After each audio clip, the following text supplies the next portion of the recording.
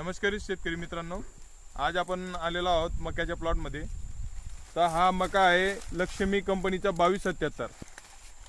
तर हा एवढा छान पद्धतीने तयार झालेला आहे की कुठल्याच कंपनीचा मका मी अजूनपर्यंत बघितलेला नाही। अशा पद्धतीने तुम्ही बघू शकतात मक्याची साईज, दाणे, कलर, क्वालिटी।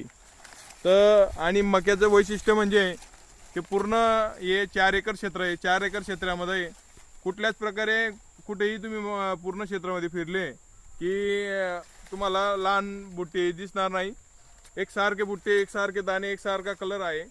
तुम्ही बघू शकतात माल पूर्ण तयार झालेला आहे शेतामध्ये एकसारख्या क्वालिटीमध्ये। आणि आम्ही दरवर्षी या खालच्या शेतामध्ये थोडा हलकं शेती जमीन आहे, बुरटची जमीन आहे ती, त्या जमिनीत एवढा खास मका बसत नव्हता। पण यावर्षी आम्ही 2277 लक्ष्मी कंपनीचा मका लावलेला आहे। तर खाली देखील बघू शकतात तुम्ही केवढा चांगल्या पद्धतीने झालेला आहे तयार। त्याचे कुठल्याच पद्धतीत बघू शकतात दाणे शेंड्यापर्यंत भरलेले आहेत। वैशिष्ट्य म्हणजे त्याचे, आणि कुठलाही बुट्टा तुम्ही ओपन केला तर क्वालिटी, कलर हे बघू शकतात तुम्ही। शेंड्यापर्यंत दाणे, बुट्ट्याची क्वालिटी, बुट्ट्याचा कलर आणि ॲव्हरेज आम्हाला 4 एकरमध्ये अपेक्षित आहे 160 क्विंटल तर 200 क्विंटलपर्यंत आम्हाला मक्का अपेक्षित आहे।